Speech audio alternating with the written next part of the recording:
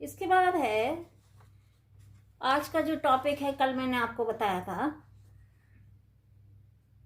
कि जो educational management है किसे हम कहते हैं और उसकी जो प्रक्रिया है, उसकी प्रक्रिया के कौन से तत्व हैं। आज आपको बताएंगे कि जो स्कूल मैनेजमेंट है या एजुकेशनल मैनेजमेंट है उसका क्षेत्र कितना है, कौन सा क्षेत्र है, तो उसमें क्या क्या आएगा। तो उसमें ये है कि जैसे इसमें सबसे पहला हम आपको बता सकते हैं कि निर्देशात्मक कार्यक्रम संबंधी प्रबंधन, मैनेजमेंट ऑफ इंस्ट्रक्शनल प्रोग्राम। दूसरा है इसमें कार्मिक प्रबंध, पर्सनल मैनेजमेंट। उसके बाद छात्र प्रबंध, स्टूडेंट मैनेजमेंट। और उसके बाद है वित्तीय तथा भौतिक संसाधन प्रबंधन, financial and physical material management.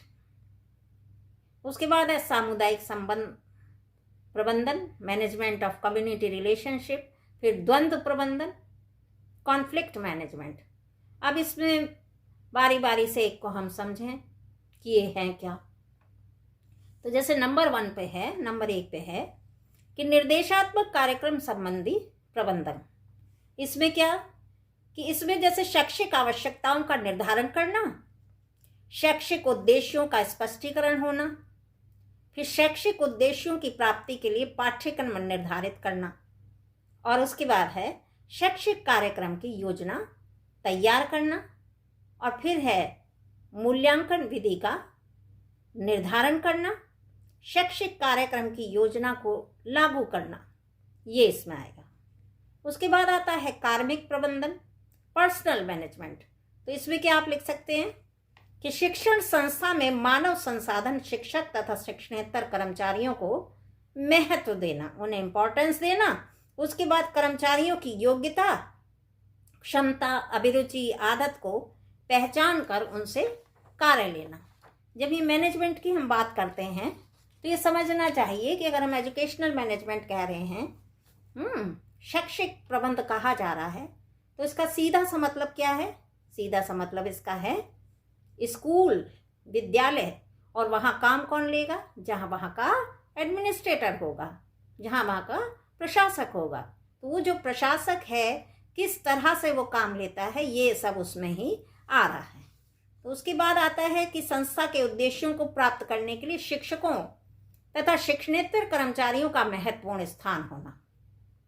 उसके बाद मानवीय तथ्यों का संस्था के प्रति लगाव होना और समर्पण उत्पन्न होना, है ना। ये समझिए कि जो स्कूल मैनेजमेंट की बात यदि की भी जा रही है तो ऐसा जो वातावरण है वो कहाँ मिलेगा? जहाँ पर प्रजातांत्रिक माहौल होगा, जिस स्कूल में, जिस विद्यालय में अपनी बात कहने की स्वतंत्रता होगी। उसके बाद आता है तीसरा विद्यार्थी प्रबंधन, स्टूडेंट मैनेजमेंट। तो इसमें क्या कि विद्यार्थी संस्था का मुख्य आधार होता है। दूसरा लिख सकते हो कि विद्यार्थियों का संस्था के प्रति लगाव होना। तीसरा इसमें विद्यालय के कार्यक्रमों में विद्यार्थियों की सहभागिता उत्पन्न करना या सहभागिता होना। फिर विद्यार्थियों में समाज और राष्ट्र की मांग के अनुसार कौशल उत्पन्न करना। फिर है समाज का या राष्ट्र का सर्वश्रेष्ठ नागरिक बनाने के लिए व्यवहार कुशल बनना।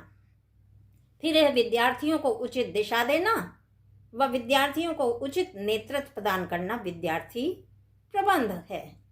उसके बाद आता है वित्तीय और भौतिक संसाधन प्रबंधन। इसमें क्या लिखेंगे? वित्तीय और भौतिक संसाधनों को प्रधानाचार्य विद्यालय के कार्यों को पूर्ण करने हेतु प्रयोग में लाता है। इसके बाद सामुदायिक संबंध प्रबंधन। इसमें समाज और समुदाय की आवश्यकताओं के अनुसार विद्यार्थी को शिक्षा देना संस्था का दायित्व है और वही सामुदायिक संबंध प्रबंधन होता है। तो इसमें आप ये लिख सकते हैं। तो ये हो गया। और इसके बाद 2 और बचे हैं इसमें कि संस्था का ये प्रयास होना चाहिए कि समुदाय का संबंध विद्यालय से हो और विद्यालय का संबंध समुदाय से हो।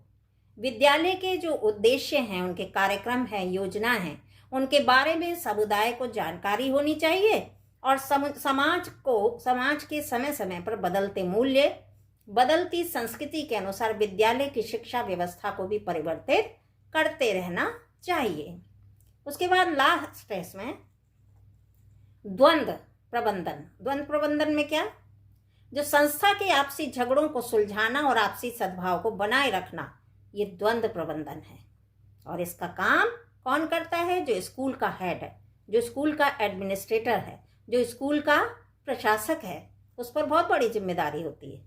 फिर दूसरा ये कि संस्था के विकास के लिए कर्मचारियों के मध्य समन्वय उत्पन्न करना, ये द्वंद्व प्रबंधन है। फिर है अशांति के वातावरण को शांति वातावरण में बदलना, ये भी द्वंद्व प्रबंधन है। ठीक है। फिर विशिष्ट शेष फिर है, तो ये मैंने 5 बताए आपको। तो आज ये छोटा सा एक टॉपिक जो है वो और कवर कर दिया है, और कल जो है, कल या नेक्स्ट वीडियो में इसी से स्कूल मैनेजमेंट से संबंधित एक टॉपिक और कवर कर देंगे। तब तक के लिए नमस्ते।